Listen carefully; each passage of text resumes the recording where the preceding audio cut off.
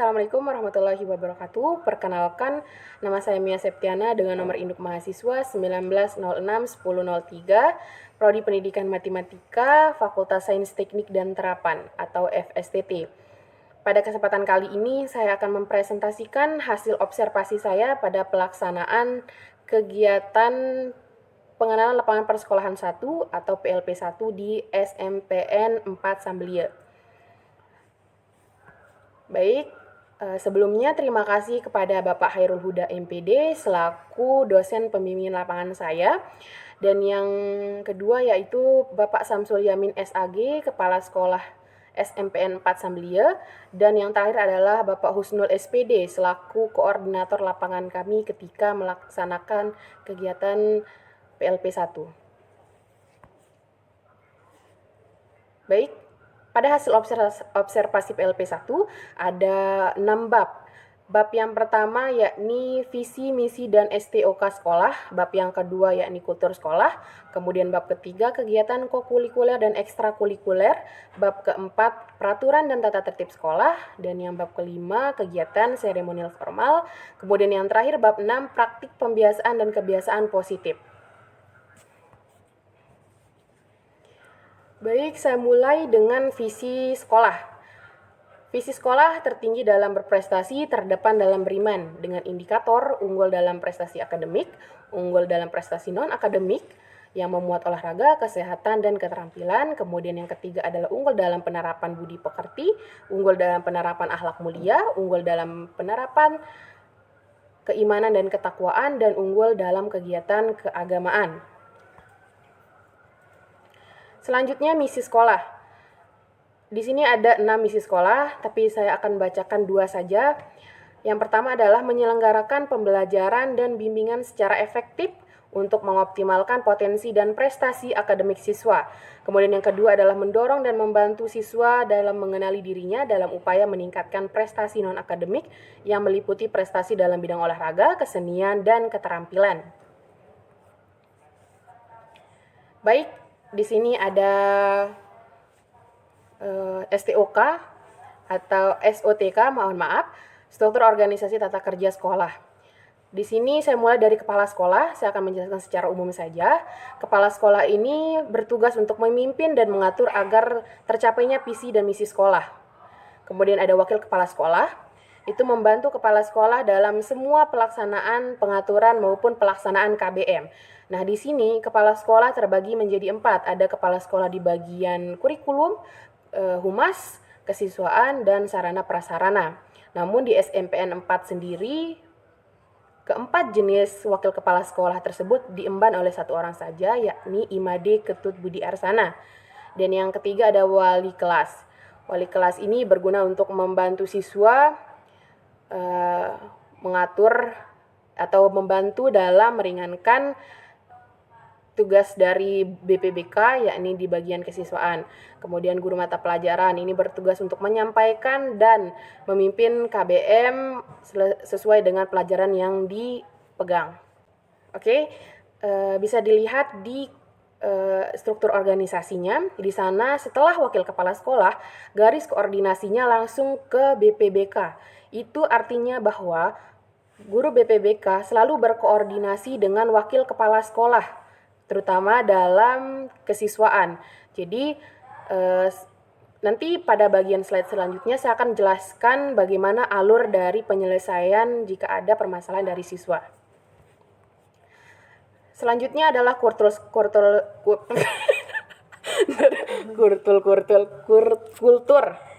Nah, ntar pindah ke sini terus ya. Oke.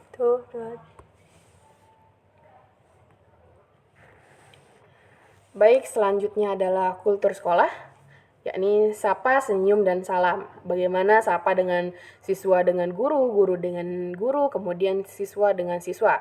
Nah, di SMPN 4 ini sendiri, kebiasaan sapa, senyum, salam ini kurang. Bukan tidak ada, tapi kurang.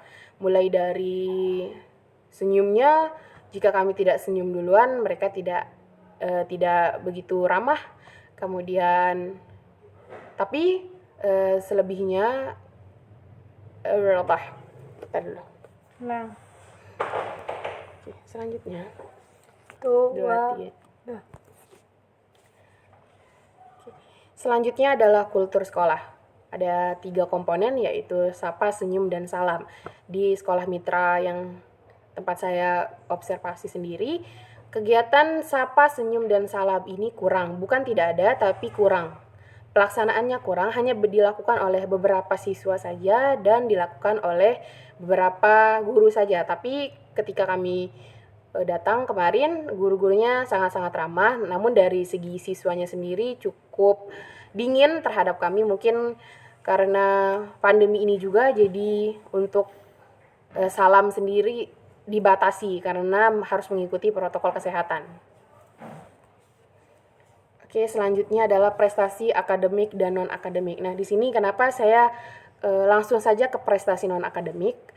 Karena berdasarkan hasil observasi dan wawancara dari pihak sekolah sendiri, untuk prestasi akademik sendiri, memang di SMPN 4 Sambelia ini banyak mengikuti perlombaan, namun untuk menjuarainya masih belum.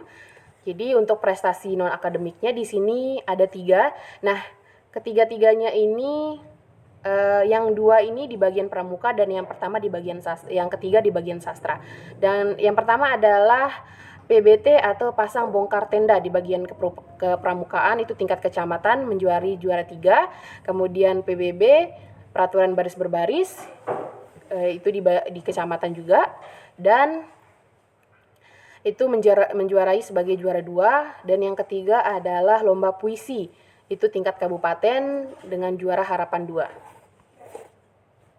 Oke, selanjutnya adalah aturan penggunaan seragam. Nah, aturan penggunaan seragam sendiri ini ada yang di umum, ada khusus laki-laki, khusus perempuan, putih abu, pramuka, dan batik. Nah, untuk umum sendiri ini membahas mengenai peraturan general yang berlaku untuk semua siswa, mulai dari ukuran rok, kemudian bagaimana penggunaan seragam yang baik dan benar, dan lain sebagainya. Nah, khusus laki-laki sendiri yang paling urgent adalah harus memasukkan baju ke dalam celana. Dan untuk yang perempuan ini yakni ukuran dari roknya. Baik jika dia menggunakan hijab, maka ukuran roknya adalah semata kaki. Kemudian yang tidak menggunakan hijab di sini mungkin di bawah lutut. Ulang. Ada banyak sekat-sekatnya anak saya nih. Udah?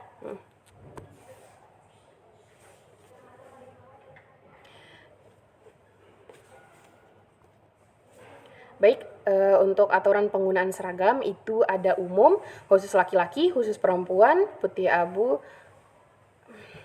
Salah, harusnya di sini dia. Iya, Ini di sini dia tadi. Iya, ulang. Di sini dia tadi.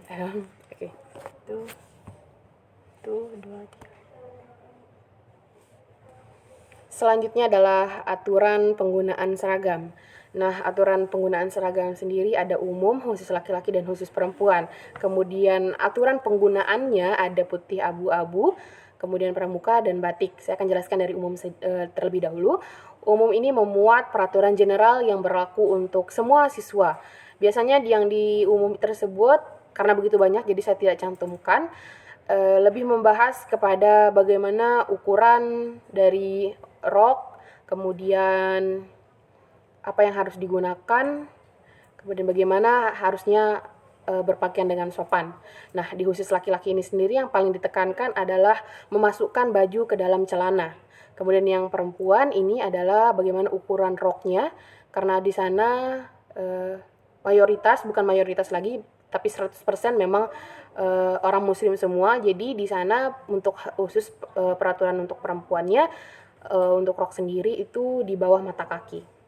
Nah, untuk hari Senin dan Selasa, para siswa menggunakan putih dan abu-abu. Nah, kemudian untuk pramukanya digunakan mulai hari Rabu sampai Kamis, dan batiknya digunakan mulai hari Jumat sampai Sabtu.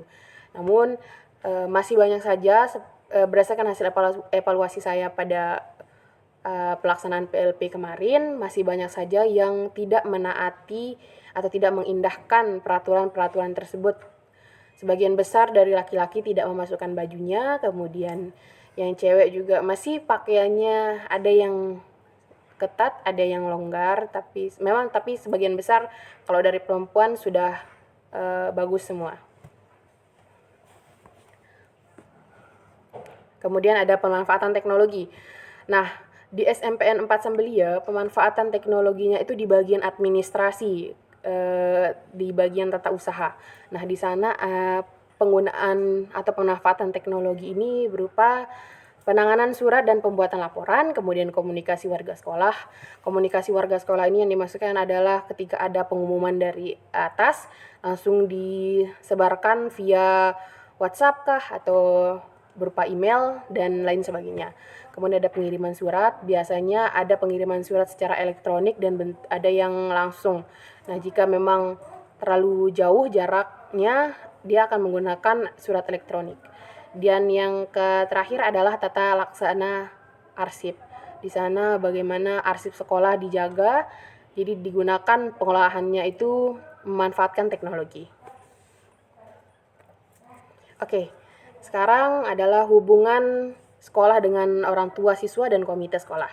Di sini hubungan orang tua dengan sekolah hanya 45%, hanya berlaku ketika siswa melakukan sebuah tindakan kesalahan yang sudah tidak bisa ditoleransi lagi, yang mengharuskan orang tua untuk datang ke sekolah. Seperti itu, untuk pengiriman surat dan rapat untuk beberapa urusan itu jarang. Terlebih lagi ini adalah masa COVID, jadi harus benar-benar untuk rapat sendiri harus secara online. Tapi itu untuk persentasenya ada 45%. Kemudian komite dengan sekolah itu 25%. Kenapa seperti itu? Berdasarkan dari hasil observasi dan penelitian serta wawancara saya dengan salah satu pihak sekolah sendiri sudah berusaha untuk menghubungi komite sekolah, namun tidak ada feedback atau respon balik dari pihak komite. Baik itu masalah pokoknya pokoknya sekolah sudah mengirimkan baik itu dari surat langsung, menelpon langsung. Mungkin ada kemungkinan komite sekolah sibuk karena komite sekolah juga mengemban amanah sebagai kepala desa di desanya. Itu sih yang membuat mungkin dugaannya itu yang membuat jarang ada komunikasi antara sekolah dengan komite. Oke. Selanjutnya adalah pelanggaran yang sering dilakukan siswa. Ada 5 sebenarnya. Yang pertama adalah bagian seragam. Nah, yang sudah saya katakan sebelumnya adalah ketidaksesuaian penggunaan seragam dan yang seperti yang sudah ditentukan. Ada beberapa siswa yang belum paham, terutama siswa kelas 7, karena dari pertama masuk itu sudah sistemnya online dan belum sempat untuk disosialisasikan peraturan penggunaan seragamnya. Jadi di sana ada ketika hari Rabu ada yang menggunakan batik dan ada yang menggunakan pramuka. Mereka di sana ketika ditanyakan harusnya pakai apa sekarang? Mereka saling berargumen. Ada yang bilang hari itu ada menggunakan batik, ada yang bilang hari itu menggunakan pramuka. Itu semua karena memang belum disosialisasikan. Kebetulan karena COVID, jadi semua sistemnya online, makanya dari begitu banyak siswa pun ada beberapa yang belum mempunyai seragam. Karena kebiasaan menggunakan online dan tidak kepikiran bahwa akan ada sekolah offline lagi, seperti itu. Dan yang kedua adalah jam datang sekolah. Di sana untuk persentasenya ada 60%. Untuk datang sekolah ada yang beberapa yang sering telat, namun tidak begitu banyak, hanya 60%. Kemudian yang kedua adalah mengenai seragam lagi. Di sana banyaknya yang tidak memasukkan baju. Nah, itu persentasenya ada 80%. Hampir semua siswa laki-laki di SMPN 4 Sambelia tidak memasukkan baju. Tapi dari pihak sekolah sudah membuat peraturan dan memberikan sanksi yang begitu tegas. Mulai dari pendendaan, kemudian peringatan, sampai dengan dihukum. Seperti itu. Namun hukumannya tidak akan melenceng dari atau berupa kekerasan yang begitu keras ya. Dan yang terakhir, yang keempat ada kehadiran. Ya, dari kehadiran sendiri sering yang terjadi alpa. Nah, ALPA ini menurut guru BPBK-nya sendiri sering terjadi karena tidak adanya bensin yang digunakan untuk berangkat sekolah. Karena memang kalau dilihat dari segi ekonomi dan akademiknya, itu siswa-siswanya dari kelas menengah ke bawah, bukan menengah ke atas. Seperti itu. Dan yang kedua adalah kerapian. Seperti yang sudah saya katakan bahwa kerapiannya kalau dipresentasikan hanya ya 60% lah. 40%-nya masih urak-urakan seperti itu. Oke, selanjutnya. Nah, solusi dalam penanganan masalah siswa. Ini adalah alurnya.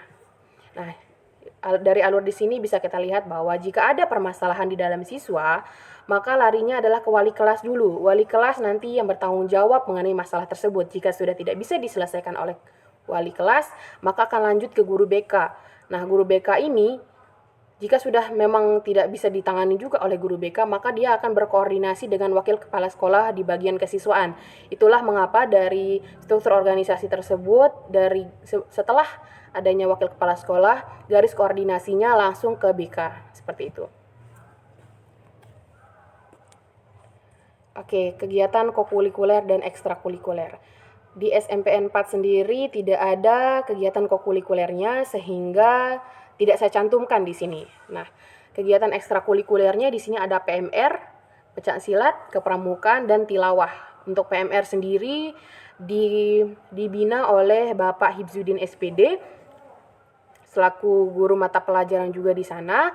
Untuk anggotanya sendiri PMR ada kurang lebih 28 orang dan pembinaannya 1 kali dalam 1 minggu. Itu pelaksanaan untuk latihannya diserempakkan dengan pencak silat. Karena pencak silat sendiri juga pembinanya adalah Bapak Hibzuddin SPD. Jadi 1 hari itu di hari Minggu tersebut ada 2 kegiatan ekstrakurikuler yang dilaksanakan. Selanjutnya adalah kepramukaan. Kepramukaan ini sendiri dibina oleh Bapak Solihin SPD selaku guru mata pelajaran olahraga. Untuk kegiatan pembinaannya sendiri itu 2 kali dalam 1 minggu, ada di hari Rabu dan di hari Sabtu, dan itu semuanya di sore hari.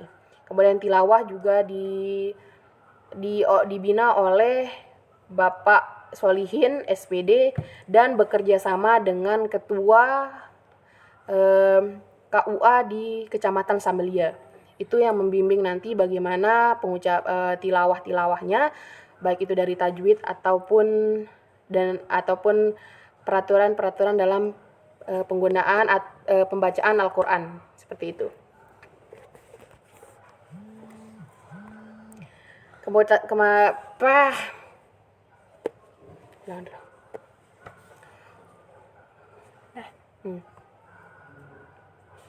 Selanjutnya peraturan dan tata tertib.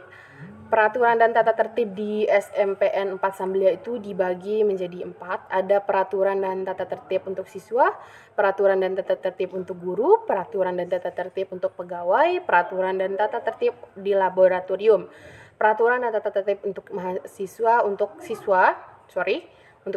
itu menyangkut atau memuat bagaimana cara berpakaian, kemudian tata krama, bagaimana waktu untuk datang dan pulangnya, kebiasaan-kebiasaan yang harus diterapkan.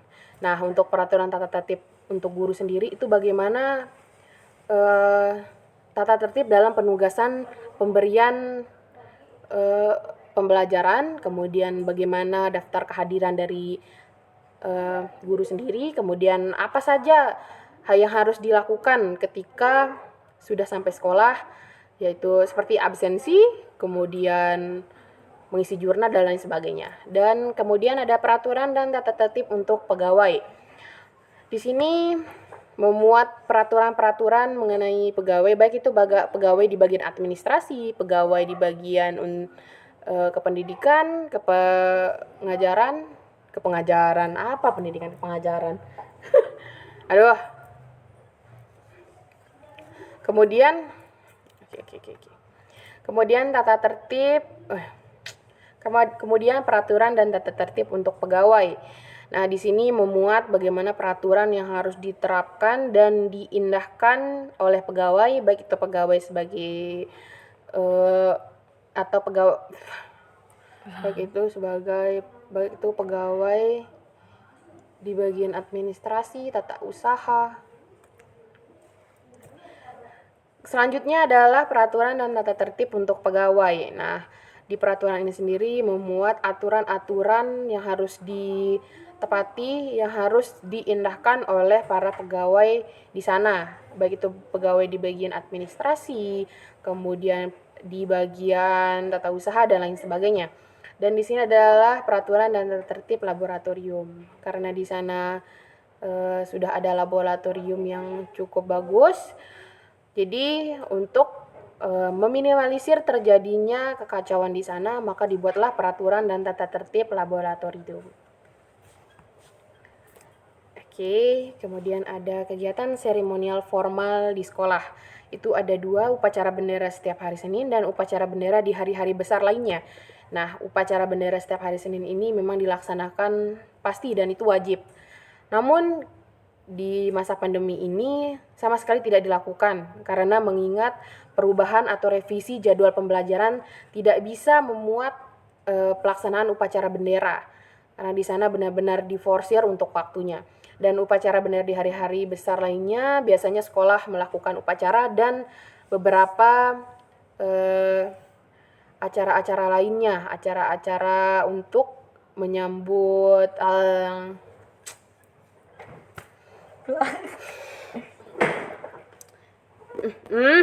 mula bayarnya. Sini tadi. Udah? Selanjutnya kegiatan seremonial formal di sekolah. Itu ada 2, ada upacara bendera di setiap hari Senin dan upacara bendera di hari-hari besar lainnya. Upacara bendera setiap hari Senin ini memang dilakukan setiap hari Senin dan itu wajib diikuti oleh semua warga sekolah. Namun karena masa pandemi ini tidak dilaksanakan sama sekali mengingat bahwa revisi jadwal dan waktu pembelajaran itu benar-benar dikerucutkan sehingga tidak bisa melakukan upacara bendera. Selanjutnya upacara bendera di hari-hari besar biasanya dilakukan di sekolah dan warga sekolah merayakan dengan membuat perlombaan-perlombaan dan lain sebagainya. Selanjutnya praktik pembiasaan dan kebiasaan positif. Yang pertama ada kegiatan membersihkan lingkungan sekolah. Nah, itu wajib sekali. Setiap siswa yang datang itu wajib akan dibuatkan jadwal piket. Itu dibantu oleh wali kelas masing-masing akan dibuatkan piket siapa hari Senin memang bertugas itu berkelompok tentunya. Kemudian yang kedua adalah kegiatan rutin yakni imtak setiap hari Jumat.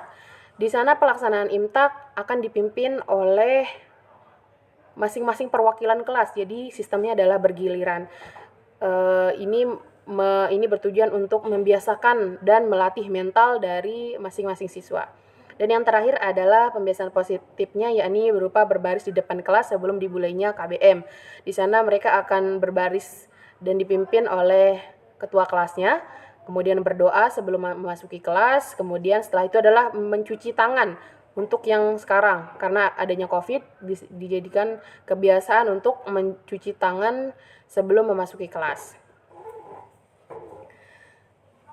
Oke, mungkin itu saja yang dapat saya sampaikan. Kurang lebihnya saya minta maaf. Terima kasih sudah mau menonton hasil presentasi saya. Kurang lebihnya saya minta maaf. Wallahul muwaffiq ila aqwamit thoriq.